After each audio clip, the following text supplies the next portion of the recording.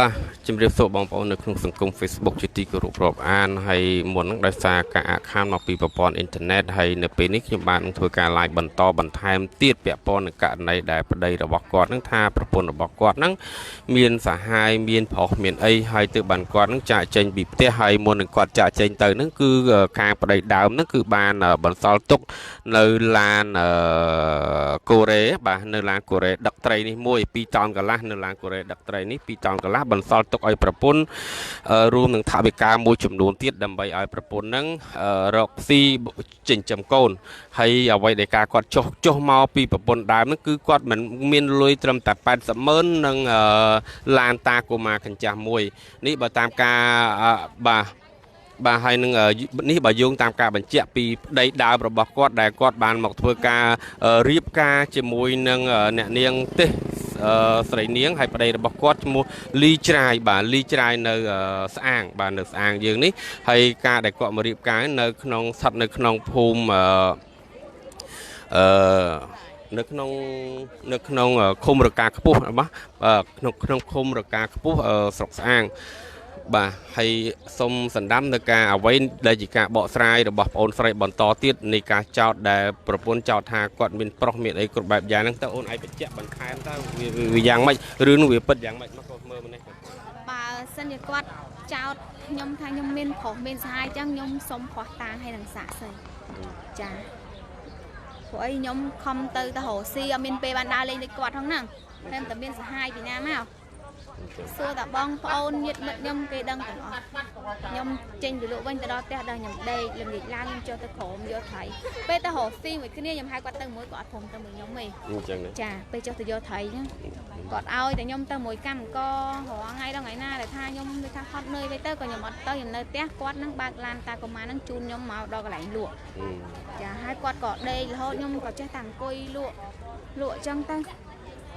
ហើយគាត់មកចោតខ្ញុំមានសហាយមានប្រុសហ្នឹងគាត់បានអីយកមកអញ្ចឹងគាត់ជួយគាត់តាហើយសាក់សីគាត់នៅណាអញ្ចឹងណាបាទហើយចំណុចមួយទៀតគាត់អ្វីដែលមុននឹងការគាត់ចុះចេញពីផ្ទះហ្នឹងគាត់ថាគាត់មានលិខិតលែងលះចេញពីឃុំណាចេញពីឃុំហើយមុនក្រោយពីធ្វើលិខិតលែងលះរូបមកគាត់ក៏បានធ្វើលិខិតរៀបការបើថាសម្បត្តិអាពាហ៍ពិពាហ៍រៀបការជាមួយនឹងប្រពន្ធក្រោយតើចំណុចនេះក្មួយស្រីអាចបញ្ជាក់ពូបានយ៉ាងម៉េចដែរអាចបញ្ជាក់ពីបានទេរឿងថាសម្បត្តិលែងលះហ្នឹងខ្ញុំពីដំបូងមកខ្ញុំឆ្លោះគ្នាមួយគាត់លើកដំបូងខ្ញុំក៏ទាស់តែងគ្នាខ្លាំងអញ្ចឹងហើយខ្ញុំក៏គាត់អ្នកប្របួសខ្ញុំហ្នឹងទៅសាលាឃុំលែងលះផ្ដិតមេដៃបន្ទាប់មកទៀតប្រហែលកន្លះខែក្រោយមកគាត់ក៏មកសមួរសុំត្រូវមួយខ្ញុំវិញអំឡុងពេលដែលយើងផ្ដិតមេដៃហើយហ្នឹងគាត់មកសុំវល់ខ្ញុំអញ្ចឹងខ្ញុំក៏ថាអាណិតកូនអាណិតអីអញ្ចឹងហើយមកចាប់ដៃគ្នារកស៊ីម្ដងទៀតអញ្ចឹងហើយដល់ពេលអញ្ចឹងហើយគាត់ត្រូវគ្នាមករយៈក្រោយប្រហែលមួយខែត្រូវគ្នាវិញមួយសាអញ្ចឹងខ្ញុំក៏រៀបចំចេះសែនចងដៃអីម្ដងទៀតពីចាស់ទុំបែឪបងប្អូនហ្នឹងហើយដល់ពេលសាក្រោយមកគាត់ក៏ចេះហោះរឿងកម្មករមួយខ្ញុំចេះដើរលេងស៊ីផឹកអត់ជួយរកស៊ីហើយក្រោយពីការបែបនឹងមកហើយរយៈពេលប្រហែលខែដែរទើបបានគាត់លួចមករៀបការប្រហែលរយៈពេលប្រហែលខែរយៈពេលដូចអត់ដល់មួយខែហ៎អត់ដល់មួយខែគាត់មករៀបការនឹងតែម្ដងហើយអូនឯងដឹងថាគាត់ស្គាល់គ្នារយៈពេលប្រហែលខែដឹងហងបងពួកគេតាក់ទងគ្នាវាយូរដែរប៉ុន្តែខ្ញុំអត់ដឹងព្រោះខ្ញុំមកឡៃវល់រស់ស៊ីអត់មានពេលបានដើរស៊ើបគ្រឿងហ្នឹងដល់មកខំលឺមកគេនិយាយថាបងនេះ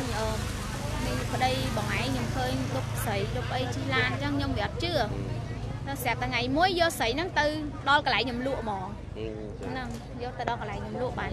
ឃើញដឹងផ្ទាល់ភ្នែកថាវាមានស្រីមែនហើយក៏ទៅវាលក់វិញទៅជីឡានខ្ញុំជីឡាននេះទៅផ្ទះហ្នឹងដល់ផ្ទះក៏ខ្ញុំហ្នឹងនិយាយមកគាត់ថាបើសិនជាយើងនៅមួយខ្ញុំមកបានទេយើងក៏លែងលះគ្នាទៅហើយទៅនៅមួយអ្នកណាដែលពេញចិត្តទៅខ្ញុំបែបខ្ញុំដូចថាចំនួនតតែប្រិយប្រពន្ធវាតែងតែមានដេញទៅដេញមកអញ្ចឹងណាបងហើយពីមុនមកក៏ខ្ញុំធ្លាប់ដេញគាត់អញ្ចឹងណាតែគាត់ខ្ញុំដេញគាត់ហើយគាត់ទៅហើយគាត់មកវិញដល់ពេលឥឡូវនេះ គាត់មានអ្នកទី3ខ្ញុំដេញគាត់អត់ខ្លាំងទេបងអត់ខ្លាំងដូចសារមុនហ្នឹងតែគាត់ហ៊ានចុះចោលខ្ញុំមួយកូនទាំងអត់អាឡ័យហ្នឹងបន្តិច ហើយកូនទូចនេះអាយុគាត់ប្រហែលណា អាយុបងអូនអាយុប្រហែលណាទៅ6ឆ្នាំឯណាអូនឯងមានកូនតែមួយហ្នឹងឯណាអូខេរៀបការក៏ទៅរៀបការដូចជាប្រហែលអូនឯងប្រាប់ណា9ឆ្នាំឯណា 9 ឆ្នាំ បាទរៀបការ9ឆ្នាំហើយការរៀបការចំណងដែរអាពាហ៍របស់បងអូនស្រីហ្នឹងក្រោយពីរៀបការ9ឆ្នាំហ្នឹងទី1បានសល់កូនតូចនឹងមួយមិនអញ្ចឹងណាហើយមានសល់អ្វីជាបន្ថែមទៀតឬមួយក៏សល់តែបំណុលគេ មានសល់បំណុលគេហ្នឹងហើយនឹងរបស់របររកស៊ីប៉ុណ្ណឹងហើយឡានដែលចែកឲ្យគេហ្នឹងមកគេលក់បាត់ អញ្ចឹងចុះអ្វីដែលជាការលើកឡើងរបស់ប្តីរបស់ខ្លួនឯងប្តីដើមនេះដែលប្តីដែលគាត់មករៀបការប្រពន្ធហ្នឹងគាត់ថាគាត់មកនេះគឺគាត់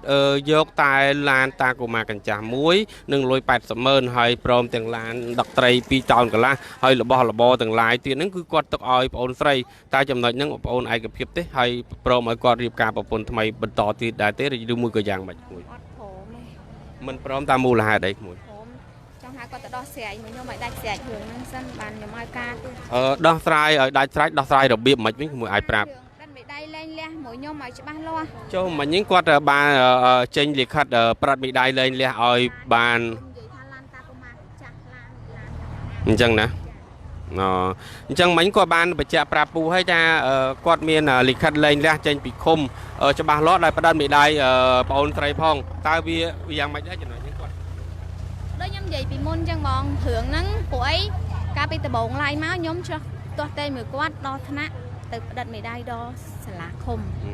តែរយៈពេលក្រោយមកក៏គាត់សុំបខ្ញុំអញ្ចឹងខ្ញុំ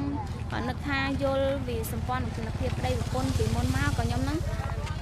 ត្រូវមកគាត់វិញរយៈពេលប្រហែលមួយអាទិត្យក៏ចាស់ហ្នឹងគាត់សំគុំខ្ញុំហ្នឹងសែនចងដៃម្ដងទៀត អូបានន័យថាអូនឆ្លោះគ្នាម្ដងហើយរួចហើយក៏សែនការម្ដងទៀតសែនចងដៃជាថ្មីម្ដងទៀតណា ហើយដែលថាក្តាប់ដិតមេដៃហ្នឹងពេលដែលខ្ញុំត្រូវគ្នាវិញខ្ញុំទៅសុំដកពាក្យហ្នឹងពីឃុំមកវិញអស់ហើយព្រោះអីក្តាប់នេះវាអាសាបងហើយដែលយកមករត់ការនេះហ៎ហើយណាមកបានន័យថាខ្ញុំអាចយល់បានន័យថាកាលពីមុនឡើយក្មួយស្រីអូនឆ្លោះគ្នាម្ដងហើយមិនអញ្ចឹងឆ្លោះគ្នាម្ដងហើយក៏បានលែងលះគ្នាម្ដងដល់ឃុំហើយក៏ធ្វើលិខិតចេញពីឃុំលិខិតលែងលះម្ដងហើយអញ្ចឹងណានេះគឺបានន័យថាគាត់បង្ហាញគឺលិខិតចាស់ទេហើយក្រោយមួយទីការលែងលះនឹងត្រូវគ្នាវិញទើបបានមានការសែនម្ដងទៀតសែនចងដៃអីម្ដងទៀតអញ្ចឹងណាក៏ត្រូវគ្នាវិញមិនអញ្ចឹងណាត្រូវគ្នាវិញហើយក្មួយស្រីក៏បានទៅដកពាក្យបណ្ដឹងពីឃុំមកវិញមិនអញ្ចឹងណាពីឃុំមកវិញហើយក្រោយមកទៀតគេខាងប្រុសហ្នឹងនៅតែយកលិខិតដែលលែងលះចាស់ហ្នឹងមកធ្វើជាផុសតាងអះអាងបាទនេះគឺជាការបាទ ខ្ញុំដែរបានខ្ញុំមកតវ៉ាអញ្ចឹង អញ្ចឹង ឥឡូវខ្ញុំគ្រាន់តែថាចង់បានតែប្តីខ្ញុំទៅដោះស្រាយរឿងហ្នឹងមួយខ្ញុំឲ្យដាច់ស្រេចទេហើយការ អញ្ចឹងណាអញ្ចឹងមិញខាងបងអូនស្រីដែលជាប្រពន្ធរបស់គាត់ក្រោយនេះគាត់ថា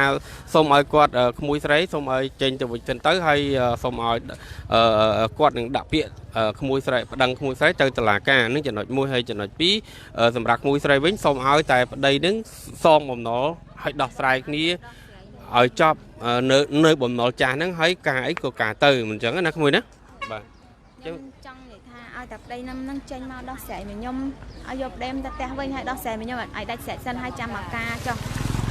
អញ្ចឹងណាចុះបើគាត់ទៅវិញហើយគាត់យកទាំងខ្លួនឯងគាត់យកទាំងខាងនោះនឹងយល់យ៉ាងម៉េចដែរខ្ញុំមិនព្រមខ្ញុំអត់មានយកអញ្ចឹងអត់មានឲ្យយកទាំងពីរទេណាចុះបើគាត់នៅសំណោះសំណោកខ្លួនឯងយល់យ៉ាងម៉េចដែរខ្ញុំក៏មិនមកការអញ្ចឹងហើយបើគាត់អាឡ័យខ្ញុំគាត់ហ៊ានមកលួចការអញ្ចឹង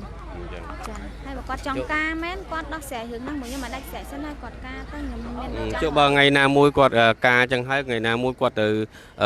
ជួបខ្លួនឯងដោយស្ងាត់ឬមួយក៏សុំទោសពាក្យពេចន៍ណាមួយទៅយើងអាចត្រូវគ្នាវិញបានទេយ៉ាងម៉េចទេថងបងមកកិច្ចការហើយអត់ទេណាចុះដូចខ្ញុំសូមបញ្ជាក់សារថ្មីម្ដងទៀតដូចការអាងរបស់គាត់គាត់ថាអូនឯងមានប្រុសមានអីចឹងនេះវាយ៉ាងម៉េចបើសូមបញ្ជាក់ឲ្យច្បាស់គាត់ខមមិនសួរបងប្អូនយើងខ្ញុំអត់ដឹងដែររឿងហ្នឹងបើអីបាទខ្ញុំថាបើសិនជាគាត់នេះអញ្ចឹងមែនគាត់ត្រូវរកផោះតាំងនិងសាក់សីឲ្យខ្ញុំមកព្រោះអីបើគាត់ហ៊ានអាងថាខ្ញុំនឹងមាន ខុសមានសហายចឹងហើយបើថងគាត់មានសហายមានស្រីខ្ញុំមានសាក់សីខ្ញុំចា បាទនេះមួយស្រីបញ្ជាក់ថាអ្វីដែលការអះអាងរបស់គាត់គឺវាមិនមែនជាការពិតទេចង់និយាយអញ្ចឹងណាហើយបើសិនជាអះអាងថាក្មួយស្រីមានសហាយមានប្រុសមែនសូមឲ្យរកសាក់សីផុសតាំងមកហើយបញ្ជាក់មកថាពេលណាកន្លែងណាណាមានរូបថតអីឃើញកន្លែងណាហើយមិនក៏មិន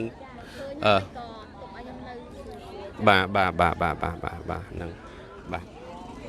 នេះគឺជារោងការបាទជំរាបសួរបងប្អូននេះគឺជារោងការរបស់ខាងប្តីដែលគាត់មករៀបការប្រពន្ធថ្មីនៅទីនេះបាទរាល់កំខុសឆ្គងនៃការ live បាទខ្ញុំបាទសារាយសូមលំអរកាយសូមគោរពលារកសូមមេត្តាអធិស្ឋាននិងអធិស្ឋានបាទ